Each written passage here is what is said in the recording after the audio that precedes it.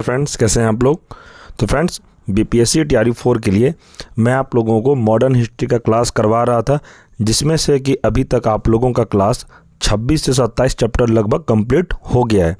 और फ्रेंड्स, आप लोगों का 2 दिन के अंदर पूरा मॉडर्न हिस्ट्री कंप्लीट हो जाएगा। और फ्रेंड्स, बीपीएससी टीआरई 4 का आप लोग का तैयारी है, आप लोग किसी में भी कोई कर रहे हैं तो यह क्लास आपके लिए बहुत ही इम्पॉर्टेंट है। टीआरई 4 में इससे बाहर आपका एक भी प्रश्न देखने को नहीं मिलेगा। फ्रेंड्स, आज का जो चैप्टर है हमारा, आज़ाद हिंद फौज, वेवेल योजना तथा शाही नौसेना विद्रोह से रिलेटेड जितने भी इम्पोर्टेंट प्रश्न एग्ज़ाम में बनते हैं वह सभी प्रश्न इस वीडियो में आपको कंप्लीट कराया जाएगा। और फ्रेंड्स, मैं आपको बता देता हूँ, यह जो क्लास है ये एनसीईआरटी बेस्ड क्लास है और यहीं से आपको ज़्यादातर प्रश्न एग्ज़ाम में देखने को मिलेगा।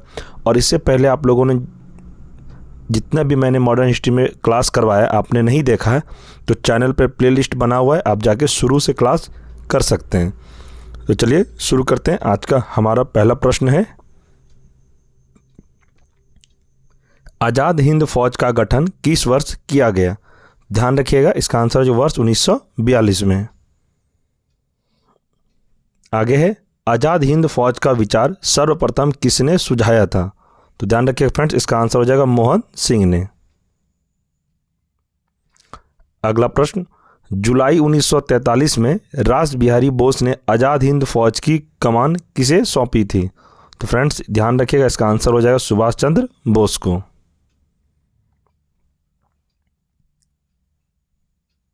आगे है, नेताजी सुभाष चंद्र बोस ने स्वतंत्र भारत की अस्थायी सेना का गठन कहां पर किया। ध्यान रखना है आपको, इसका आंसर हो जाएगा सिंगापुर में।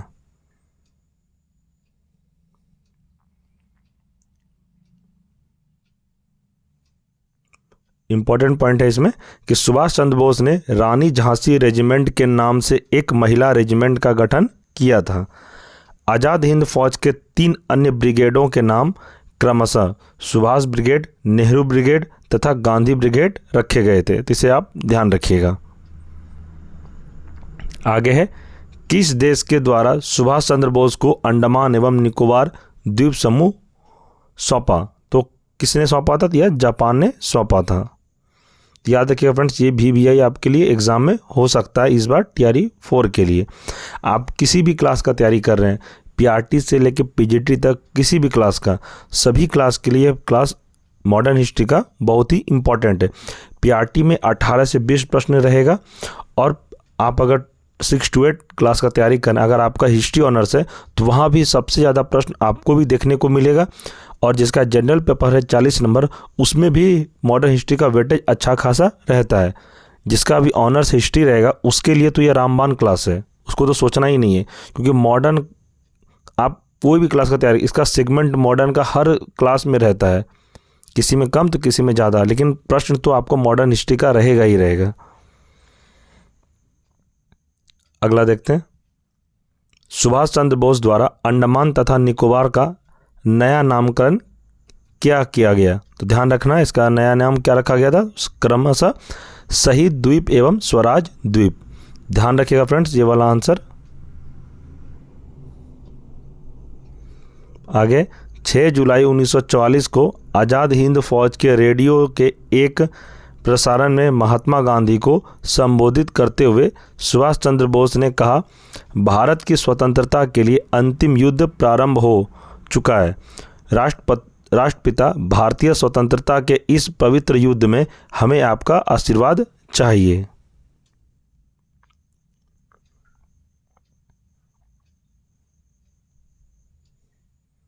प्रश्न है, भारतीय स्वतंत्रता संघर्ष के दौरान किसने द फ्री इंडियन लीजन नामक सेना बनाई थी। ध्यान रखिए फ्रेंड्स, इसका आंसर हो जाएगा सुभाष चंद्र बोस ने।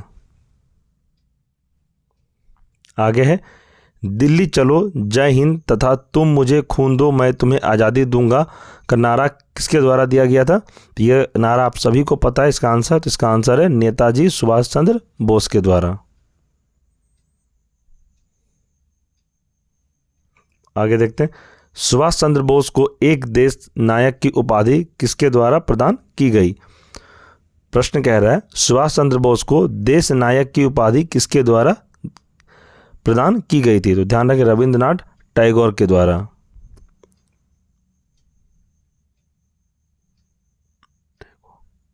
आगे देखते हैं, महात्मा गांधी जी द्वारा सुभाष चंद्र बोस को देशभक्तों का देशभक्त की उपाधि दी गई थी।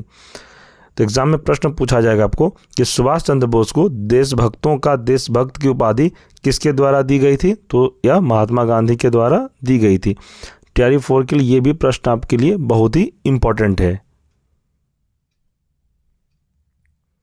आगे देखते हैं, वर्ष 1945 सरकार के प्रति निष्ठा न रखने के आरोप में किसके ऊपर लाल किला मुकदमा चलाया गया? तो ध्यान रखिएगा, यह थे आजाद हिंद फौज पर।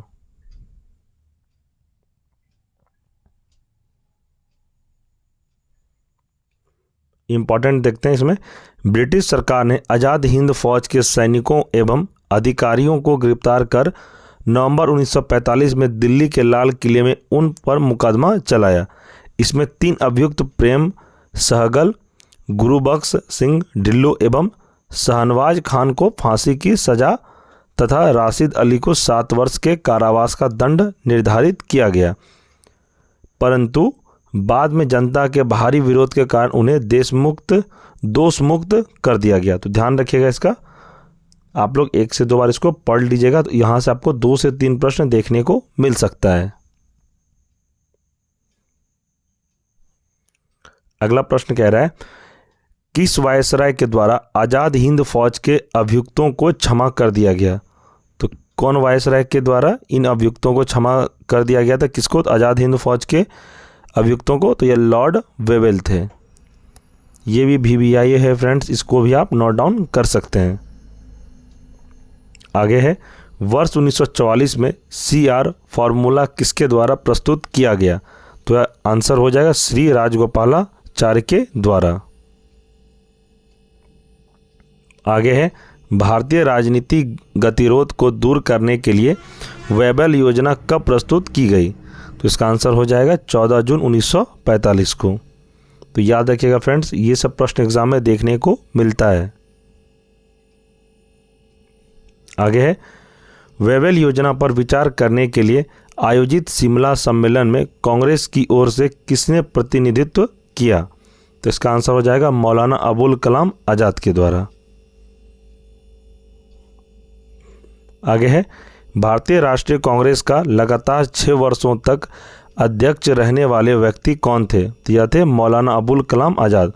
फ्रेंड्स, एग्जाम में ये भी प्रश्न आपको पूछा जा सकता है कि भारतीय राष्ट्रीय कांग्रेस के सबसे लंबे कार्यकाल तक कौन अध्यक्ष बने थे? तो यहाँ ध्यान रखिएगा, तो मौलाना अबुल कलाम आज़ाद थे। आगे है, आज़ाद हिंद फौज के विरुद्ध मुकदमे में कांग्रेस द्वारा गठित आज़ाद हिंद फौज बचाव समिति का अध्यक्ष कौन था? तो इसका आंसर हो जाएगा भोला भाई देसाई। तो इसे भी आप याद रखिएगा।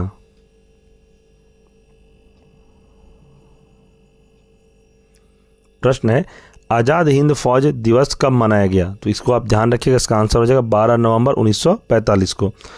फ्रेंड्स, ये जितने भी मैं आपको प्रश्न अभी करवा रहा हूँ, ये सभी BPSC TRE 4 के लिए इम्पॉर्टेंट है।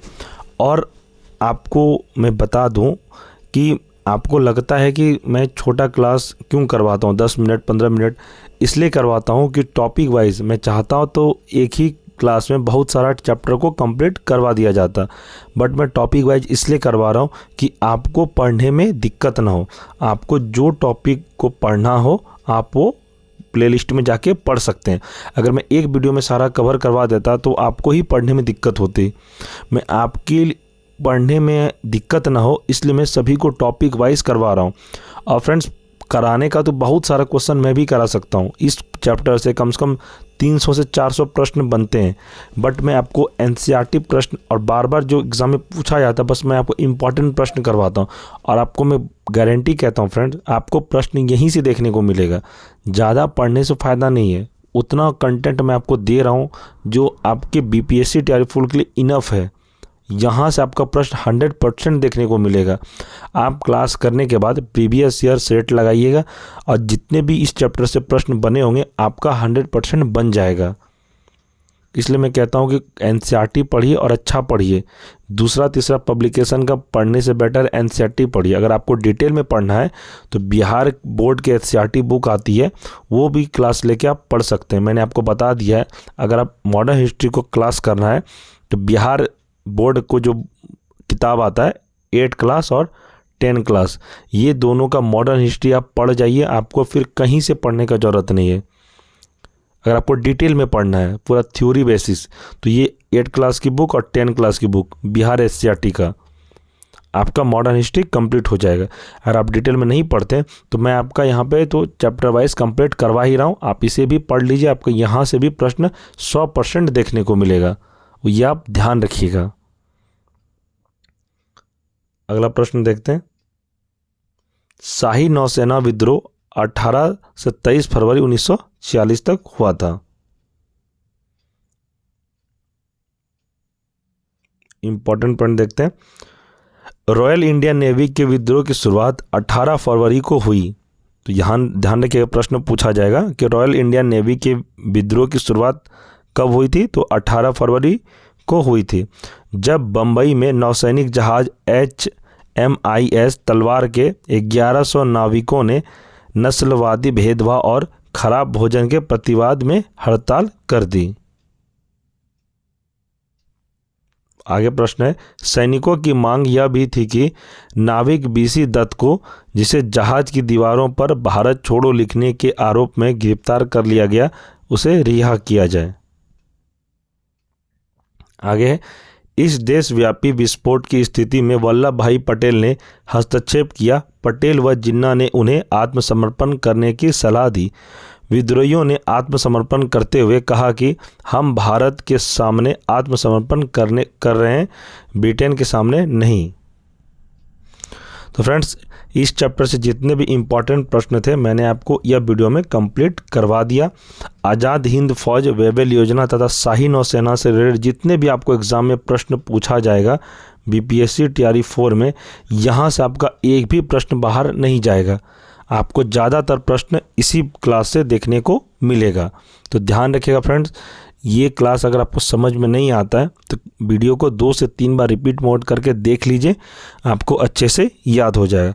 और फ्रेंड्स, इस क्लास का आपको PDF चाहिए तो टेलीग्राम पर ज्वाइन हो जाइए, वहाँ पे आपको इसका PDF मिल जाएगा। टेलीग्राम पर ज्वाइन होने के लिए आप वीडियो के डिस्क्रिप्शन में टेलीग्राम का लिंक दे दिया जाएगा, आप जाके क्लिक करके सीधा टेलीग्राम पर ज्वाइन कर सकते हो। वहाँ पे आपको BPSC TRE 4 से रिलेटेड जितने भी स्टडी मटेरियल होते हैं सारा प्रोवाइड किया जाता है। और फ्रेंड्स, अगर आप चैनल पर नए हैं तो चैनल को सब्सक्राइब कर लें, बेल आइकन को प्रेस अवश्य कर लें। अगर यह वीडियो आपको पसंद आया तो वीडियो को लाइक करें और इसे दोस्तों में भी शेयर करें। TRE 4 के जो प्रिपरेशन कर रहे हैं उनको भी यह वीडियो आप ज़रूर शेयर करें।